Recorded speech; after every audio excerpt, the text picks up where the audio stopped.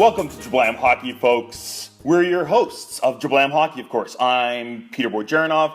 You can find me on Twitter at Russian98, and I'm with Connor Roundtree. You can find me at Twitter at The Sport Tree.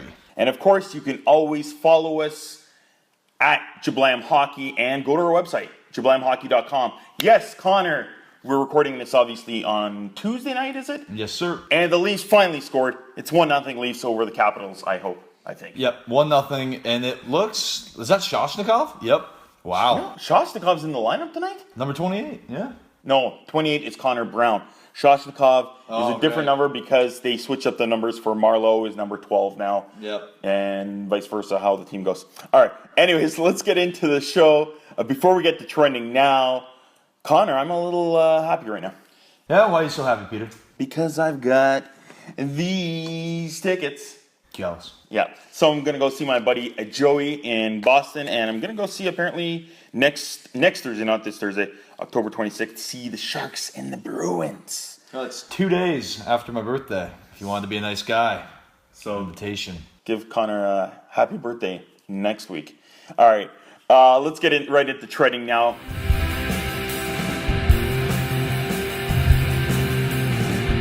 Connor, what's going on with everybody being excited this week that Erik Karlsson is back?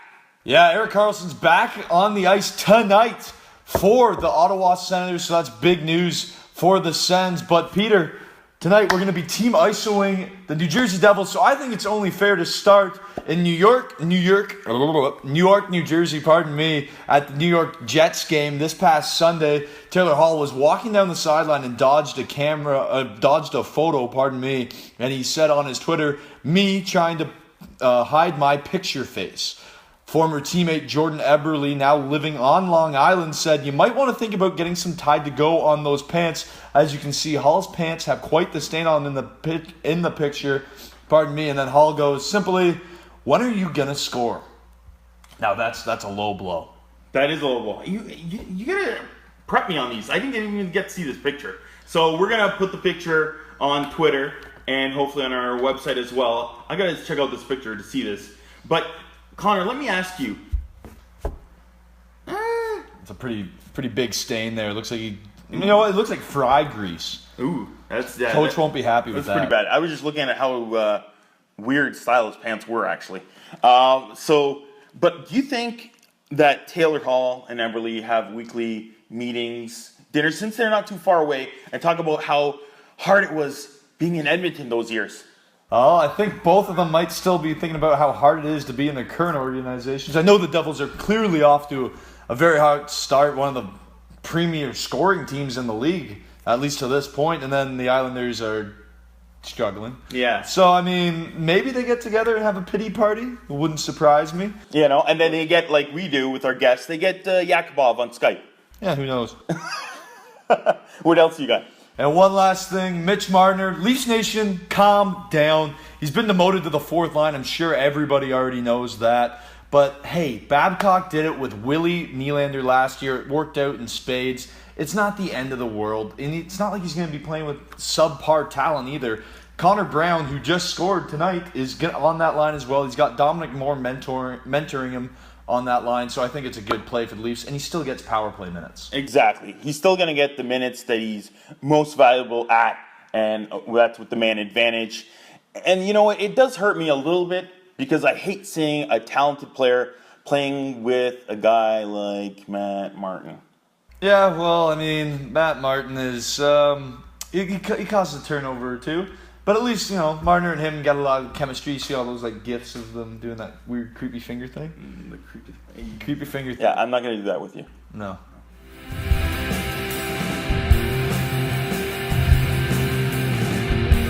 All right, welcome to this week's Team ISO segment. Of course, this is where we go into the blogospheres and we get a better opinion of people who are actually team blogging about their specific teams.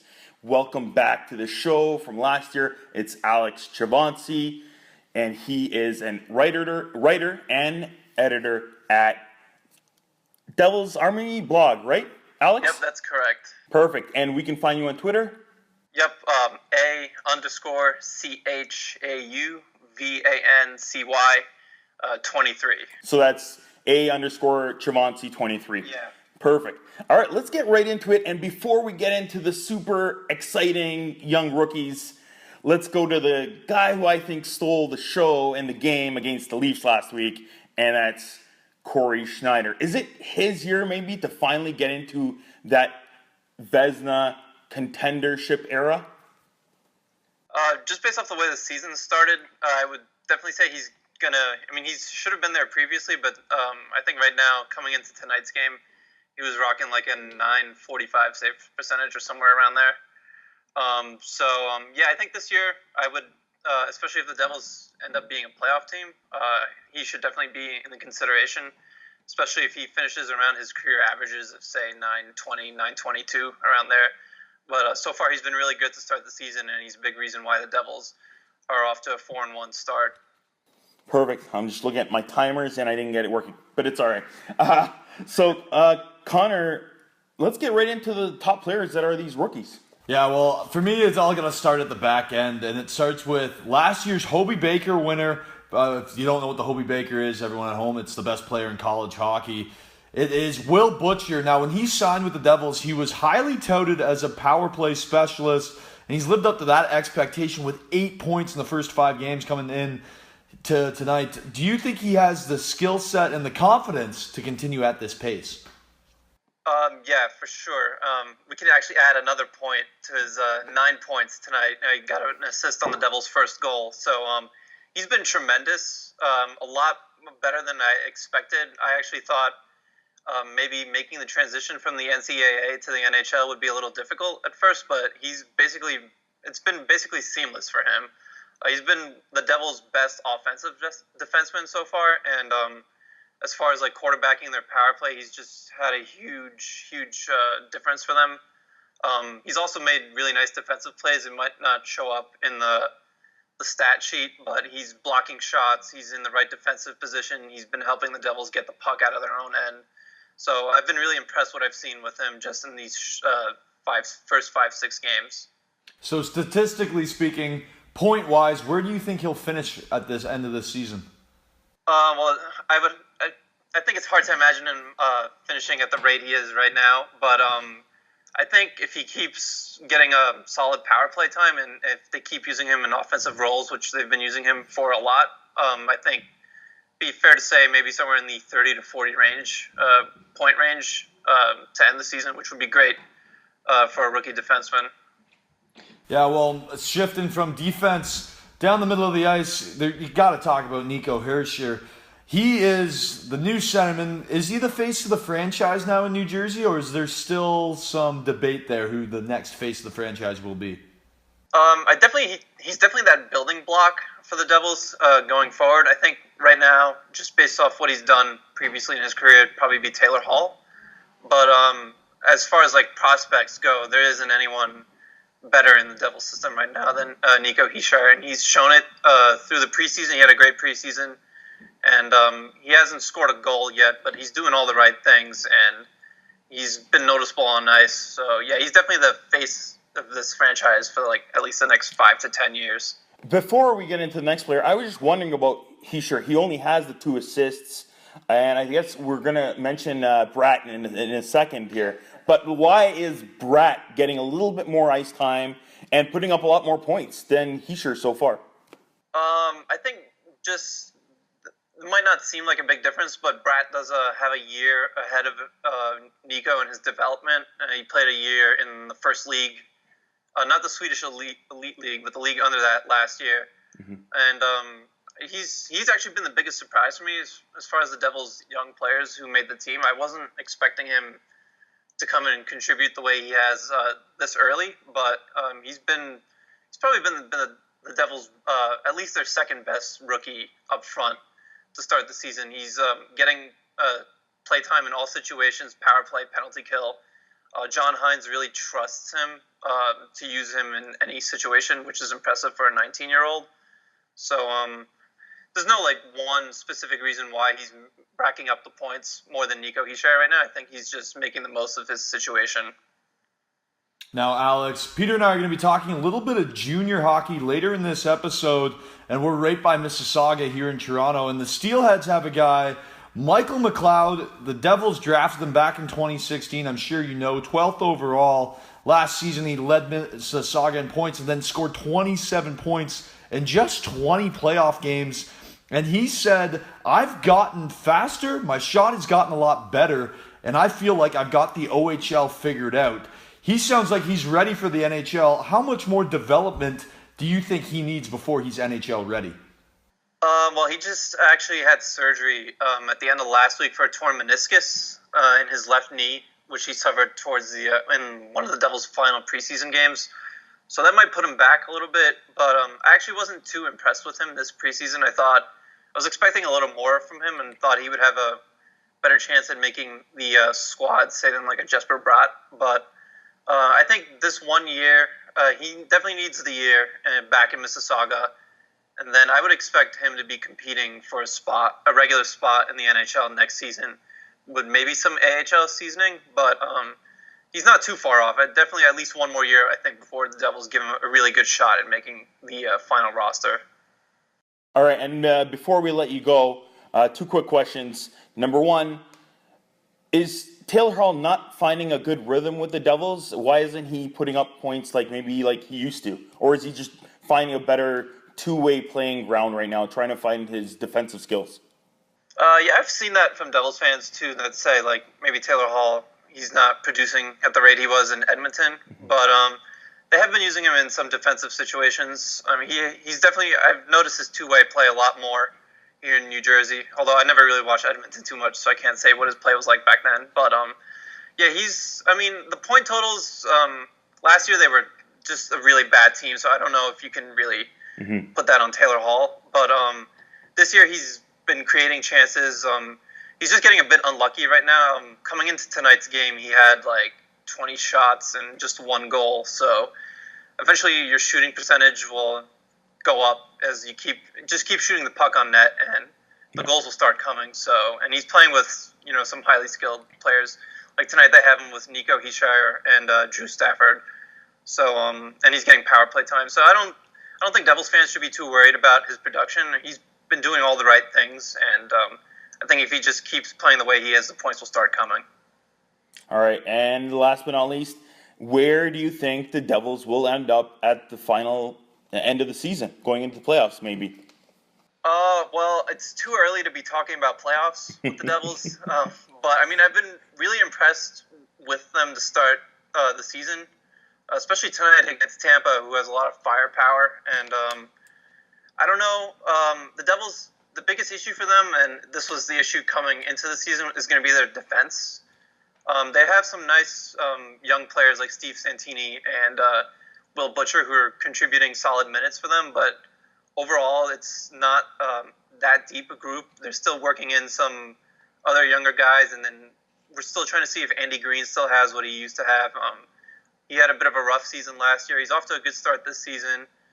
Damon Severson's really the only kind of bona fide two-way defenseman back there. And once I think guys like Mirko Mueller and Butcher and Steve Santini get more playtime and more experience, it'll help them as the season goes along. But that'll be my biggest concern for the Devils. If they want to make the playoffs, they're going to need their defense to be solid, because so far into the season, they haven't had any trouble scoring goals. I mean, they're, I think, at least top 5, if not the highest scoring team in the league through the first 5 games. So scoring goals doesn't seem to be an issue, but if they can keep their defense solid and not let as many pucks get to Corey Schneider, it'll go a long way for them making the playoffs. But still too early to be thinking about that for sure.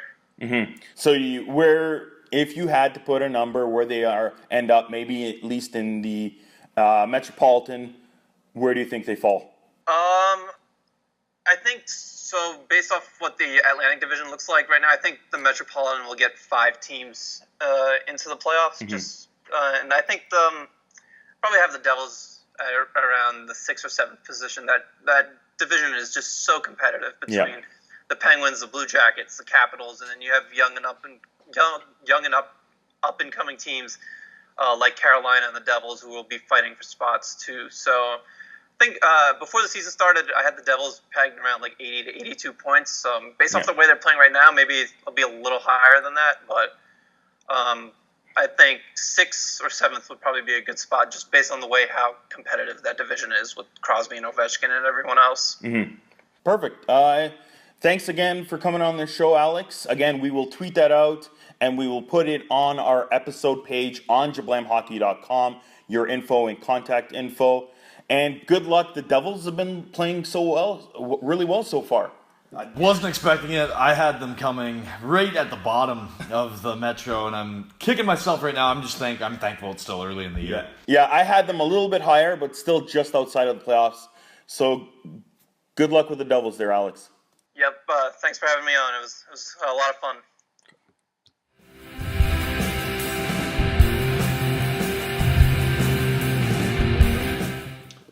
Well, we're a month into the season, and Peter and I have your fantasy up and down. Some players that you should add, and some players that you should get rid of. Now, starting on forward, I'll take the first one. It's gotta be pretty nice to play with Patrick Kane. I mean, it's gotta have its perks. Ryan Hartman is a guy that you have to pick up. At any moment, Kane can feed you the puck and he could be wide open, or you could just pass him the puck and he can score. Hartman's proved that he's got 8 points through the first couple games here. 6 of those assists, and he's only owned in 37% of leagues on Yahoo. So if he is available, he is a good third left winger to have. Yeah, I would say so too. I hate Dustin Brown, as a lot of people know, but fantasy-wise, he's a good help too. He's off to a good start. I can't stand Dustin Brown either. One of my favorite clips ever around hockey is when he misses his mouth with a water bottle. Remember that? Oh my god! I actually love that one. It proved his IQ. It proved his IQ. Yeah. And that year, I think it was the second run they went to the playoffs and they won the cup. It seemed like they just didn't want to call anything against him. It's just like, yeah, he can give headshots and stuff, and then still get put up. Whatever. Let's go on. And another forward, Namestnikov. Down in Tampa Bay, the kid is on fire. 2 goals, 4 assists entering tonight. Only 43% owned on Yahoo Fantasy. Remember, he gets power play minutes with Steven Stamkos. A couple of his goals coming this year by him just literally standing in front of the net and tipping in Stamkos shots. We all know Stamkos is an amazing shot and he can score. So if you want some power play points and you need some goals, that kid is someone to pick up. Little Vlad. I don't know if he can stand tall, hard in front of net like a guy like Holmstrom could, but so far he's doing it. Oh, yeah. Well, it's just skill with the stick in front of that, and he's potting the pucks in. And now defensively, Peter, who would you like to pick up? Who would you like to see on your defense? If I could go with anybody, I got to go with Oli Mata. He had a good rookie season. And then didn't look good at all, like maybe last year, especially in the playoffs for the Pens. Especially the previous year, he was like invisible in the back end.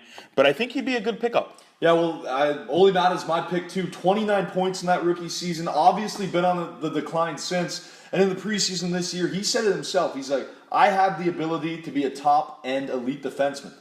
I just haven't played up to that. Well, he started off pretty darn good, I guess you could say. 2 goals, 4 assists, 6 points, and he's only 44% owned. He's playing with Justin Schultz, so that's a lot of offense potential. Those guys are both fiery guys, both have accurate wrist shots, and they both get a lot of power play minutes, and they play together on the power play too, at least as of right now. So if you want some points offensively from a defenseman, Oli Mata's your guy.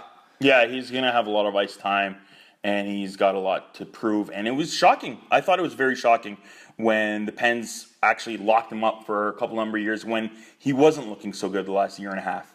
Well, that's just good GM-ship right there. And now, Peter, I didn't think I'd be saying this one. Another pickup out of Las Vegas. No, not a scoring forward, not some young talent you haven't heard of. This is Malcolm Subban.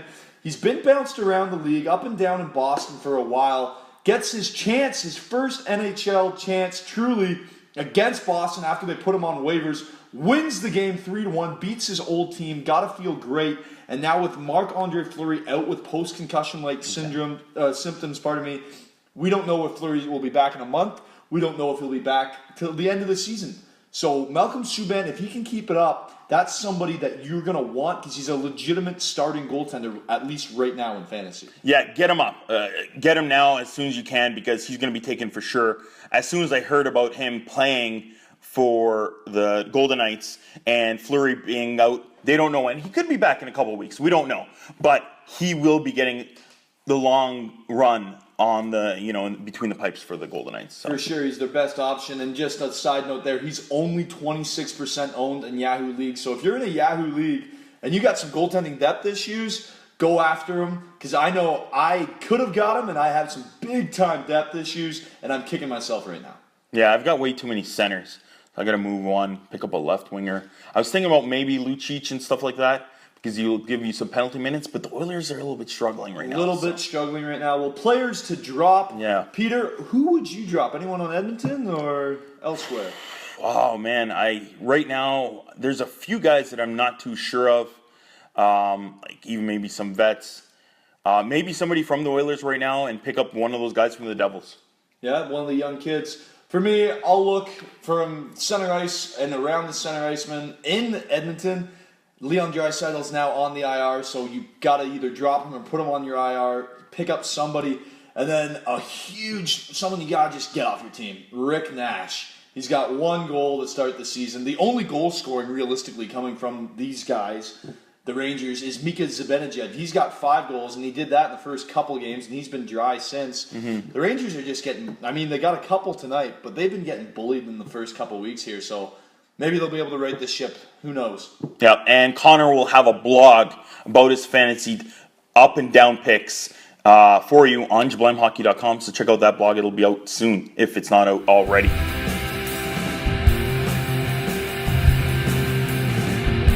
All right, let's move on to the Jablam Junior Hockey Update. So just some quick updates.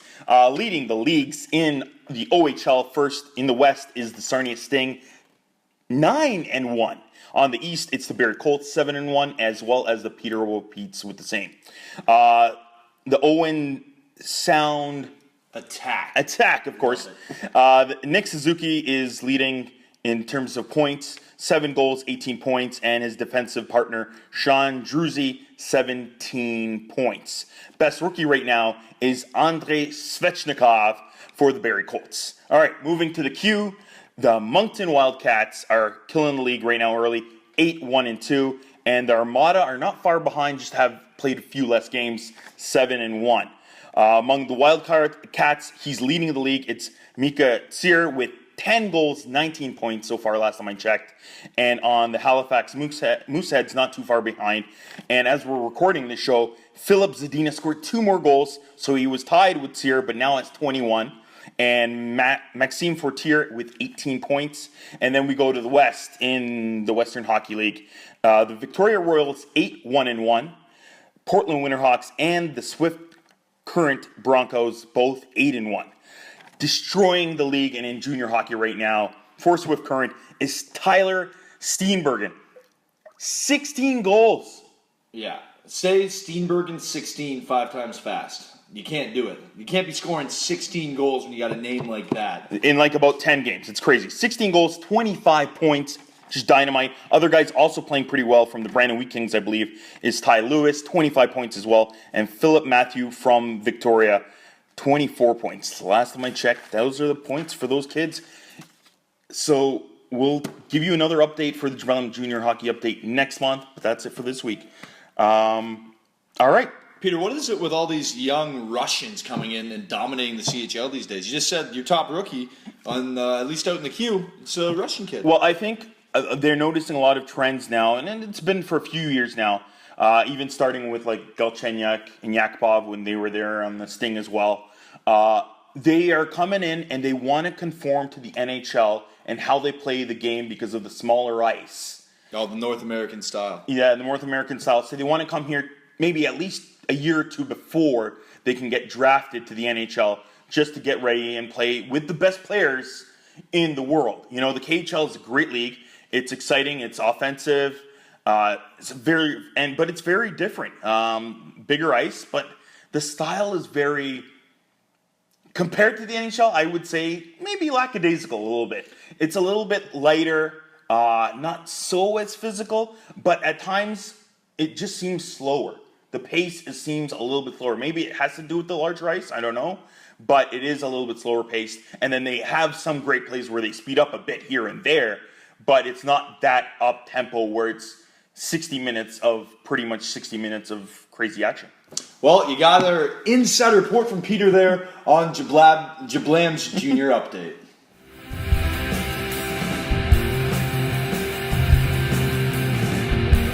All right, Saturday's picks. Before we get into games we're going to recommend, and of course remember that we will always tweet out our new Saturday's picks Friday at Jablam Hockey, and hopefully update that as well on jablamhockey.com. But before we get into that, we will review how we did last week. Connor, did you check out how we did last week? It's getting a little weird. It ended up being exactly 9-5 each. And I think the difference was that I was going for the long shots that were kind of on fire. So I won with New Jersey, and then I lost with Colorado because he went more with... I went with the home sturdy picks. I thought that's only a matter of time before the Rangers get going, in my opinion. On the Madison Square Garden is one of the most polarizing arenas to go in and try to win as a visitor. The crowd is into it. It's the most famous arena on planet Earth, arguably. Mm-hmm. And I figured that sooner or later the Rangers would bust out, and then I just figured Dallas at home over Colorado. I see the strength. I saw the matchup. I see how Dallas can move the puck really quick from the defensive to the forwards. So that's why I went with the Stars there. Yeah. So we went 9-5, and then because we tied last week and it was the first week and we weren't sure of some picks, it was 8-8. So we're both 17-13 after the first 2 weeks. What do you have looking into this weekend? Well, you can see me. I'm in my Rangers jersey. I figured maybe this week they'll give me luck. They're playing on home ice again, so back in MSG, a primetime game, 12:30, first afternoon game on a Saturday this season. It's going to be big, and it's the Predators coming into town. So a team that is solid, but we haven't seen the best of them. We haven't seen the best of the Rangers, so something's got to give here. So that game, I'm taking the Rangers. And then for another game to look at, Peter, our first Battle of Ontario. How do you feel about that? I'm really excited. Both teams are looking good so far early. As of we're recording, the Leafs are now 5-1-0 after they beat the Caps. And the Sens, I believe, are 3-0-2, so they're undefeated in regulation. Go ahead. Well, I was just going to ask you, how timely is it to be a Senators fan and have Erik Karlsson coming back just in time for the first game of the Battle of Ontario? Yeah, that's huge. I'm in a toss-up right now because my team playing the Sens, and both teams are playing really well right now. You add in Karlsson, it's going to be an amazing game to watch. That's for sure. That's one of my games to watch for sure. And it's going to be, I think I might flip the coin on this one. Well, it's two teams that are hot in two different styles. Craig Anderson is playing right in the top 5 goaltenders in the NHL right now, and that's without Karlsson in the lineup. Well, again, Karlsson's first game back was this Tuesday evening. So they've been able to keep the puck out of the net without Karlsson. Then the Leafs, on the other hand, Freddie Anderson posted a shutout tonight, and his save percentage is still below 900. He's sitting at an 899. So that kind of tells you he posted a shutout, stopped everything, and he's still struggling. So statistically, he's still struggling. So it's going to be Leafs scoring power versus the Senators defense. And they say defense wins championships, but I just feel the Leafs might be able to squeak out of there with a win. Just some sort of magical play from Austin Matthews. Well, you never know sometimes, especially with these Maple Leafs. It's still toss-up because they're still very young. Even in the game that we were watching tonight, we totally thought it was going to be like a 5-4 game versus the Capitals. A lot of times they just missed on fanning the puck or missing the net. So if the puck starts going the right way, a lot of pucks could go in. But if they don't again, then it could be a small scoring game again. It could be a low scoring game, but I'm going to stick with my guns here. Austin Matthews, you remember last year's first game in Ottawa, 4 goals, first game of the season. So he's going back for the first game of the 2017 season, and I like him. But that is the Battle of Ontario. Everyone wants to hear that talk. The game of the day, however, 7 p.m., the Pittsburgh Penguins travel to Tampa Bay to take on the Lightning. Peter, what are your thoughts on that matchup? Because I'm ready for it. Okay, well, I do expect as well, that's going to be the game to watch for sure on Saturday. There's some other matchups, like I think the Kings and the Blue Jackets in Columbus is a good game because both teams are actually playing fairly well right now. But I'm not really a fan of either one, I would say. I love watching Tampa and Pittsburgh.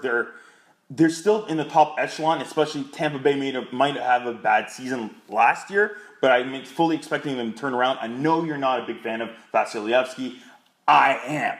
Mr. Number 88, I expect him to have a decent season this year, and it'll be a good game, no matter what. I think he'll have a decent season, but more accredited to the team in front of him. He's a young goalie. He's still learning.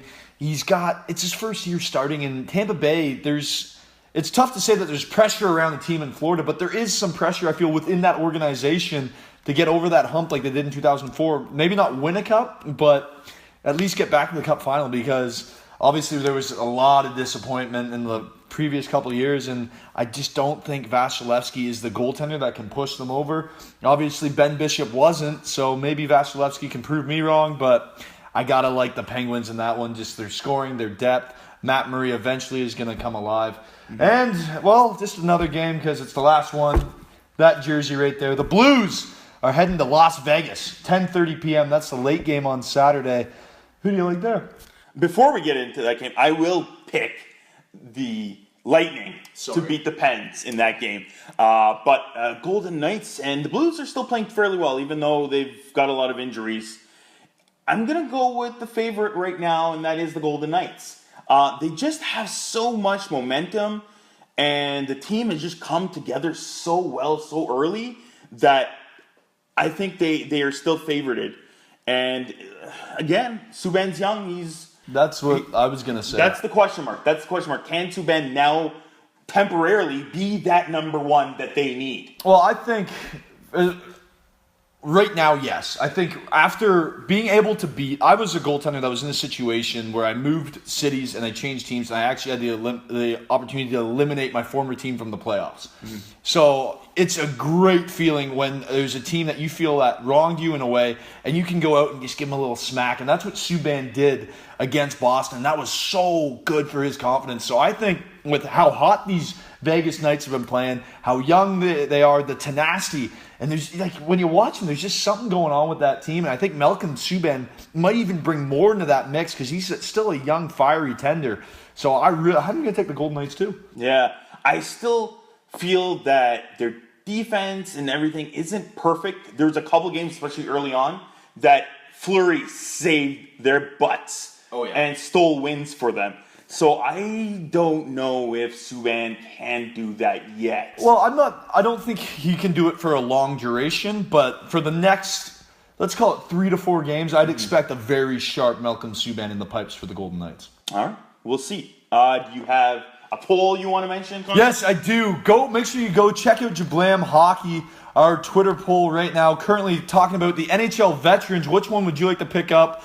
We got Dustin Brown at the bottom. We beat up on Dustin Brown a little bit today. And we will next week. Yeah, because we just don't like him. He only got 5% of the vote. Henrik Zetterberg came in at, second place with 29% of the vote. And then we had a tie for first place. Me personally, I like Derek Brassard. I think he's a guy that can get dirty in the corners when you need him. Yes, he's had some injury trouble, but he's a veteran. He can win faceoffs and he can score. And then tied with him is Matt Duchene. And the main reason that I'm going with Brassard over Duchene is just I don't like what Duchene is bringing to the locker room right now in Colorado. I still think he's talented, and when he gets moved, he'll definitely get points, but from a veteran presence, that's not the kind of veteran presence you want on your team. But that's just my opinion, so make sure you go check out the poll. Make your pick now before the poll ends. And who knows, prove me wrong. And use the hashtags, hashtag #JablamHockey, hashtag Jablam, or hashtag JHockey. I was also more leaning to Brassard. I had him on my team. I wasn't sure what to do. He's in the middle tween there right now. But again, there's so many guys on the Senators that are underrated. Even Stone. I think he's underrated. Brassard, and there's another guy I'm missing. I think it's Hoffman. Yeah. It just seems that a lot of people aren't talking enough about, especially those three Senators. Well, it almost seems like everybody within the Ottawa circle, I got some family that lives in Ottawa, and everybody in Ottawa talks about them too much, and then outside of Ottawa, there's almost no mention. Are you kidding me? Hoffman had over 30 goals last year. I am happy, though, they got rid of who I did think was overrated. Curtis Lazar. Didn't like him. Yeah. Glad he's gone. And how about moving the defense, or actually losing the defenseman in terms of the Golden Knights and then the shift with you know who? Yeah, I mean, with everyone moving around, I'm shocked that with how the defensive core on that team has changed, how well Craig Anderson was able to start this season. I did not think he was going to come out like this, especially with Karlsson down. When arguably Dion Phaneuf is your best defenseman, yeah, I mean, you're not expecting much. Chris Weidman came in. He stepped up huge, the younger Chris Weidman, that is. And then Cody Ceci, again, another young defenseman that stepped up huge in the absence of Erik Karlsson. But with Karlsson back in the lineup, this defense could be a scary shutdown. Yeah, I was totally blanking on Mark Methot with the whole thing. And again, that's one of the huge reasons why the NHL is doing the crackdown on the slashing was the Crosby, Methot slash, and a few of the other ones. Nasty. But, I don't know if Ottawa's defense can fill the void of Methot, and I guess a lot of fans still think Phaneuf might be overrated or at least overpaid for how they put him in there. You know what? This is great. Saturday night, prime time, hockey night in Canada. Leafs in Ottawa. Austin Matthews 2.0 question mark. Dion Phaneuf versus the Leafs. Yes, he's overpaid. I can't stand Dion Phaneuf. I think he's good locker room presence. He just skates so awkwardly on the ice. He looks like he's lost a step, and I think the Leafs are just going to be able to bounce around them. Pucks chip all around the boards, get the puck in deep, and try to get some goals past that hot Craig Anderson. But what a good Saturday night matchup we have. For sure. Stay tuned and watch that game. It's a great one. All right. Before we go, I'd like to give a thank you on this week's episode to Jason Gerard. He's my buddy. You can follow him on Twitter at JXGerard, so JXGERARD. He's the guy who built the new website. So it looks good. It looks fresh. It's so much sharp. So much easier to use too, especially for us putting our episodes and blogs on there. So I love it. It's really cool. So check out jablamhockey.com, and if you want, give a shout out to Jason on his Twitter account. All right, for next week's episode, we are going to be team ISOing the LA Kings. Dustin Brown, baby. Yeah. All right. And then we'll have a new friendly bet. Connor, what are we going to be betting, maybe? You don't remember? All right. It's Austin Matthews. We're going to bet at that point how many goals Austin Matthews will have. One of us will maybe go up and one of us maybe go down and around. I thought the bet was going to be how many times we were going to insult Dustin Brown next week, because I have a feeling a Kings episode, we might just have to name that one Down Goes Brown, because he might get torn into a little bit. Yep, and then we'll also have a compare, and stay tuned for that. It's going to be 1 minute versus Connor and I, one or two players or teams. And we bicker on who is better, a power forward, a player, defenseman, or even manager. All right, check out next week's episode and we'll hog all that for you. And again, remember, go to our website, jablamhockey.com, check out our new episodes, our blogs, and everything to go with that. All of our award predictions and our season predictions are out there. Check them out. We've got some great blogs. Some hot takes. Exactly. And fun reads. Yep, and again on Twitter, at Jablam Hockey. See y'all next week.